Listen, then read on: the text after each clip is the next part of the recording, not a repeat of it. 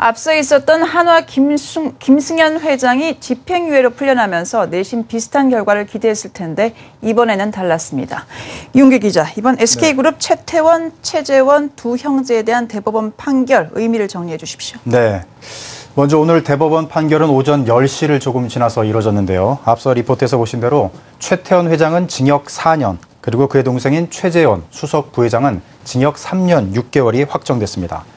최태원 회장과 최재원 수석 부회장은 개인 투자금 마련을 위해서, 정확히는 선물 옵션 투자를 위해서 계열사를 동원해 펀드를 구성하고 회사 돈을 횡령한 혐의를 받았는데요.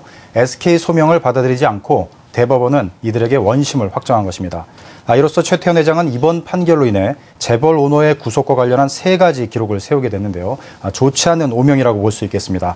먼저 확정 판결 전에 최장 사전 구속기간 1년입니다. 그리고 오늘 확정 판결로 앞으로 최장 구속기간 4년, 물론 이제 1년을 했기 때문에 3년 몇 개월 정도 될 것 같은데요. 그다음에 같은 혐의로 형제가 동반 구속된 것도 이례적입니다. 이렇게 해서 그룹 오너가 1년 넘게 구속된 상태에서 재판을 받은 것도 국내에서 처음 있는 일이지만, 이번 확정 판결로 오너 형제가 함께 장기간 구속되게 된 것도 처음이어서 아주 이례적인 일로 평가되고 있습니다. 통상 가족들의 경우는 같은 죄목으로 모두 구속하는 것은 우리나라에서 이제 보기 힘든 일인데요. 형제이고 또 같은 그룹의 경영진인데 함께 구속하는 이례적인 판결이 나온 셈입니다.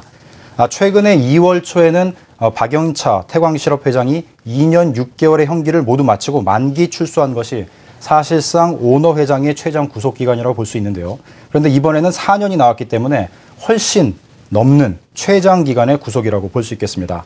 이것은 법원이 경제민주화 바람 속에 재벌가의 기업 범죄에 대해서는 엄단하겠다는 강력한 의지를 표현한 것으로 해석됩니다.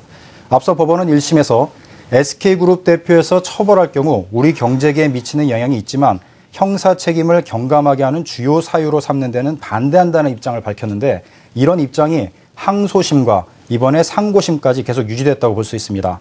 최근 그룹 오너 재판으로 관심을 모은 하나그룹 김승현 회장 같은 경우는 대법원에서 파기 환송에 이어서 고법에서 징역 3년, 집행유예 5년의 최종이 확정돼서 풀려나기도 했는데, SK그룹 역시 이런 판결을 내심 기대하기도 했지만 법원의 판단은 달랐습니다. 이번 건은 사적 이익을 위해서 회사 돈을 횡령한 것을 엄하게 본 것입니다. 네. SK그룹으로서는 그야말로 충격적인 결과가 아닌가 싶습니다. 공식적인 입장이 나온 게 있습니까? 시장 반응은 어떻습니까? 네. 아직까지 SK그룹의 공식적인 입장이 나온 것은 없고요. 현재 대책회의를 하면서 분주한 모습을 보이고 있습니다. SK그룹은 사실 앞서 말씀드린 대로 이번 판결에서 내심 파기 환송이 나오고 고법에서 형 감축 내지는 집행유예 등으로 최태원 회장이 풀려나기를 바랬지만 모든 건 물거품이 됐습니다. 한마디로 그룹 내부 분위기는 망연자실, 당혹, 침통 등의 단어로 표현할 수 있을 것 같습니다. 그룹 창사 이래 최대 위기를 맞았다고 볼 수 있는데요. 앞으로 신규 투자와 해외 사업 진출 등의 위축이 불가피할 것으로 보입니다. 실제로 최 회장 수감 후에 SK는 주요 인수합병과 신규 사업 진출을 결정하지 못해서 최근에는 호주 유류 공급업체 인수전에 뛰어들었다가 결국 포기하기도 했고요. 국내에서는 STX 에너지와 ADT 캡스 인수에 나섰지만 이 역시 그룹 총수 구속 이후에 뜻을 접었습니다. 여기에 그룹의 주력 업종인 에너지 계열사들의 실적 악화와 급변하는 국내외 경제 환경은 그룹의 미래를 더욱 옥죄고 있는 상황입니다. 그나마 그룹에 뒤늦게 편입한 그 SK하이닉스의 실적 호조가 큰 버팀목이 되고 있는 모습인데요. 이 SK하이닉스는 최태원 회장이 반도체에 대한 오랜 고민과 연구 끝에 직접 인수를 결정하고 사업을 주도한 것이어서 최 회장의 공백이 임직원들에게는 더 크게 다가오고 있습니다. 다행히 오늘 SK 관련 주가는 대형 악재에도 불구하고 선방한 모습입니다. SK를 보면은 11,000원 오른 19만 2천원의 장을 마쳤고요. SK텔레콤 같은 경우는 1,000원만 떨어진 21만 3천원, 그리고 SK하이닉스는 250원 오른 39,500원의 장을 마쳤습니다. 오너 구속 리스크가 이미 선 반영된 것으로 보이고 있고요.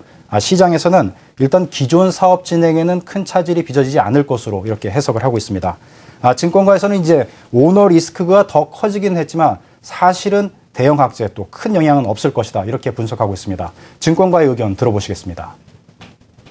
영향을 주긴 주겠지만 그게 크리티컬한 이슈인지는 잘 모르겠네요. 예, 그 영향이 오너가 들어갔는데 영향이 없다고 말하기는 어렵지만, 하이닉스 같은 경우는 주가가 계속 잘 올랐고, 과거에도 그렇게, 예를 들어 여러 가지 사례들이 대한항공이나 현대나 있었는데, 네. 영향을 주겠지만 그 주가의 가장 우선적인 변수라고 말하기는 힘들 것 같아요. 전혀 영향이 없다라고 얘기하는 거는 좀 아니겠지만 큰 영향은 없을 걸로 본다 이렇게 보는 게 그렇게 보고 있습니다. 기본적인 오퍼레이팅에서의 일상적인 활동에서는 큰 영향은 없다라고 보는 게 맞겠죠. 큰 영향이 없다는 것을 어떻게 해석해야 될지 모르겠습니다. 그럼에도 불구하고 오너 부재에 따른 경영 공백은 불가피할 것으로 예상됩니다. 어떻게 보십니까? 네, 앞으로의 이제 이 악재가 어떻게 시장에서 작용을 할지는 계속 이제 주가의 상황과 그 사업 리스크를 계속 살펴봐야 될 것 같고요. 일단 증권가에서는 단기적으로 이거는 대형 악재로 보지 않는 것은 분명해 보입니다.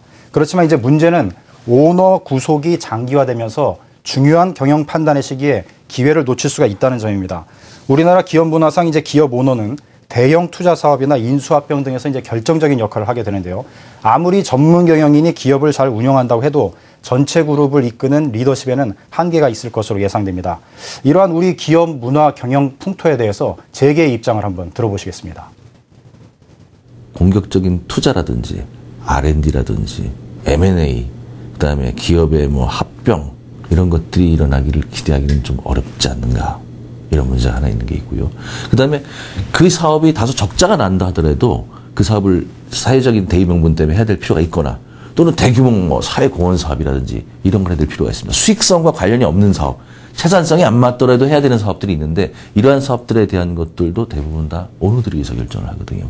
그런데 지금 그 구속되신 분들이나 이런 그룹들은 그런 의사결정을 할 수가 없는 상황이지 않겠는가 이런 생각이 듭니다. 네, 사실 우리나라에서 이제 오너, 이제 경영인들 같은 경우는 투자도 투자지만 사회공헌이나 정부가 이제 정책적으로 판단해서 결정하는 사안들의 수익을 감소하고 수익을 이제 기대하지 않고 손해를 감수하면서까지 이제 참여를 하는 그런 모습들을 많이 볼 수 있는데요. 이번 그 SK의 빈 공백은 전체 재계의 경제 활성화 참여 활동에도 일부 차질이 빚어지지 않을까 이렇게 우려되고 있습니다. 네, 최태원 SK그룹 회장에 대한 실형 선고의 의미와 파장 유은길 기자였습니다. 잘 들었습니다. 네.